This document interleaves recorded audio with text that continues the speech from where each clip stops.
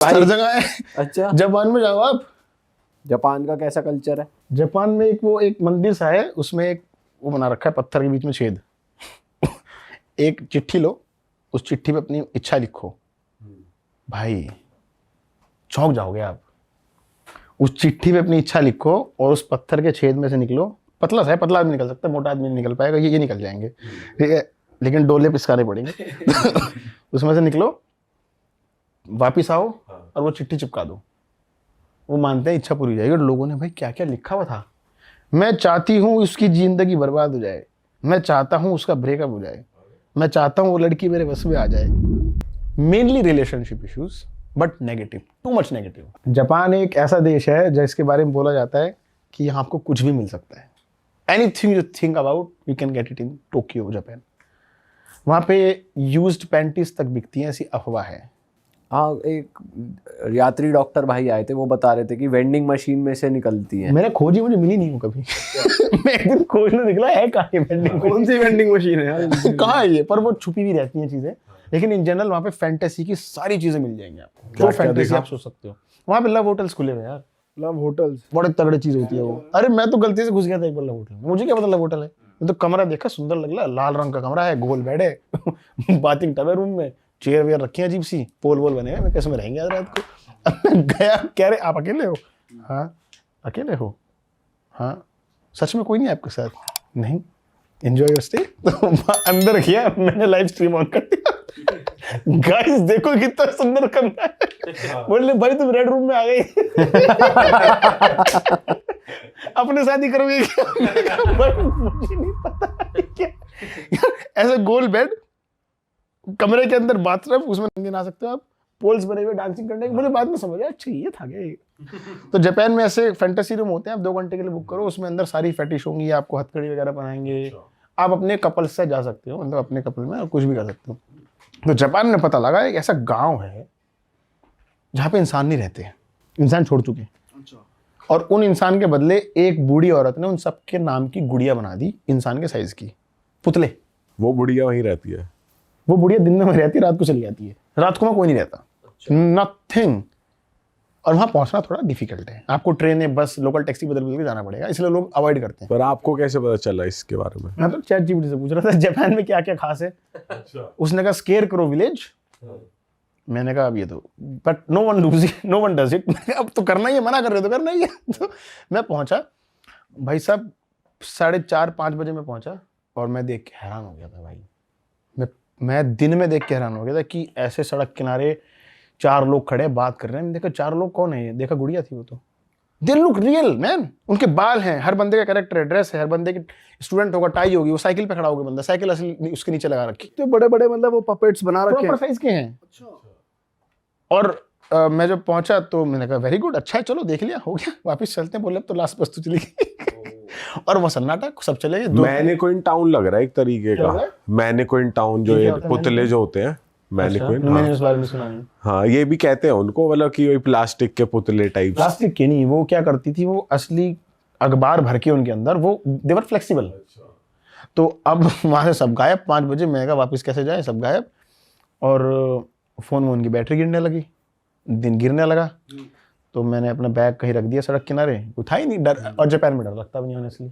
तो मैं 2 घंटा घुमा हूँ, खटकाया दरवाजे, पानी, खाना, होटल, रेस्टोरेंट। और घर कैसे बने हुए हैं, मतलब ठीक है? फिर कोई रहता ही नहीं उनमें, घर है बस खाली, अबेंडेंट, सब अबेंडेंट। और अंदर फर्नीचर सब रखा है अंदर, किचन फर्नीचर सब है, छोड़ चुके धूल लोग। धड़क्कड़ पूरा, मकड़ी के जाले। हाँ सब। 1-2 में मैं खोला अंदर, कोनिचिवा मतलब हेलो, कोनिचिवा को गया नहीं रहा। मुझे लगा कोई ये ना लगा दे। और अंदर पुतले नहीं है जैसे बाहर दिख रहे हैं आपको, कि घर के अंदर भी पुतले लगा रखे हैं, डॉल? घर के अंदर एक घर में थी और उसी घर में रुका था मैं।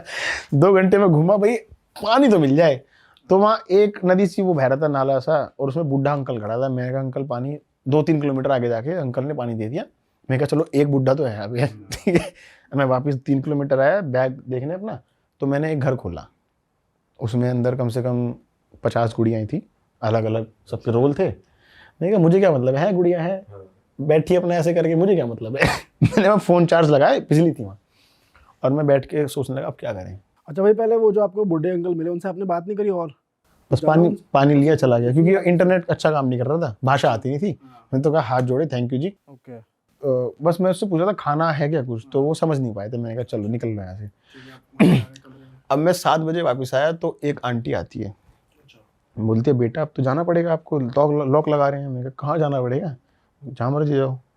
मैंने कहा आंटी मेरे पास कोई सोर्स नहीं है। बोलती बेटा इस गांव में रात को कोई इंसान नहीं रुकता, आपको यहाँ से जाना पड़ेगा, इट्स नॉट सेफ। मैंने कहा मेरे पे कोई तरीका नहीं है। मैंने उसके आगे लिटरली हाथ जोड़े कि मुझे रहने दो यहाँ पे रात को आज। तो उसने कहा कि आधा घंटा, वो पता नहीं किससे फ़ोन पे बात करी, उसने कहा बस आज रात, और तुम्हारी जिम्मेदारी तुम्हारी खुद की, हमारी कोई जिम्मेदारी नहीं है, तुम अपने रिस्क पे रुक रहे हो। उसने बस एक बात पूछी, तुम्हारे पास खाने पीने को है? मैंने कहा आंटी कुछ नहीं है। बोलते ठीक है। वो चली गई, 7 बजे चली गई, और मैं टॉर्च लेके घूम रहा हूँ। खाना यार खाना चाहिए, पानी चाहिए। फिर मैं दूसरी दिशा में गया तो एक बुढ़े अंकल और मिले। मैंने कहा अंकल खाना पानी जुगाड़ कुछ। वो ट्रांसलेट वहाँ चल रहा था। उसने कहा बेटा मैं कोई यहाँ आया जा रहा है मैं तो वापस। मैंने कहा अंकल खाना का जुगाड़ करा दो प्लीज़। आपने किसी से बोला नहीं हिच हाइक कर दो यार, बाहर ही पहुंचा दो इस गांव के, या आपको रुकना ही था वहाँ? नहीं, मैं अपना सामान उस बिल्डिंग में रख के उस अंकल को ढूंढने गया था ना, वो जा रहे थे अपना। उस अंकल ने कहा फिर बेटा एक काम कर, मैं तुझे 1 घंटे बाद यहीं मिलूंगा। यार थोड़ा ना यार भूतिया फील आता, सही बताऊं। रात को अंधेरे में टॉर्च लिए घूम रहे हो, एक बुढ़ा पियर हो गया, मतलब जैसे पिक्चरों में दिखाते हैं वो, भाई जितना दूरी बनाए उतना अच्छा है। मतलब अंकल ने कहा 1 घंटे बाद वहीं मिलूंगा मैं वापस से। मैं अपने कमरे में आया वापस उस पर जगह पे, 1 घंटे बाद गया तो अंकल एग्जैक्ट 1 घंटे बाद हाथ में रामेन की 2 कटोरी 2 पैक करा के लेके खड़े थे। एग्जैक्ट 1 घंटा, 1 मिनट भी फालतू नहीं। This is called Japanese. उसने खाना दिया, पैसे नहीं लिए, 1 रुपये भी। मैंने बहुत कोशिश करी। मैं वैसे ही अपने कमरे पे आया, वो आंटी भी आ गई 2 थाली लेके। एक में 4 सैंडविच थे और एक में जूस चाय पानी वगैरह सब था। बेटा तुम्हारा रात का स्टॉक, अब मैं जा रही, अब तू तेरे पे है भाई तू। तो आपने उस आंटी से भी नहीं पूछा भाई लोग कहाँ हैं यहाँ, ये क्या चल रहा है? सब छोड़ चुके इस गाँव, अबेंडेंड गाँव है। तो आंटी भी चली गई और मैं वहाँ अकेला। बोली अंदर ही रहिए, बाहर ना जाइए यहाँ से। मैंने कहा ठीक है। वो कुंडा सा मार के चली गई। मैंने हाथ डाल के कुंडा खोल लिया था बाद में। अब बजे रात के 3। बोलते 3 बजे सबसे खतरनाक टाइम होता है, और अपन को चुल मची की देखते हैं क्या खतरनाक है। जैसे जैसे वो 7 बजे से 3 बजे ना, वो जो कमरे में गुड़ियाँ थी, वो ऐसा लग रहा कि वो जैसे अब लगने लगा मेरे को दिख रही सारी हैं, साइकोलॉजी।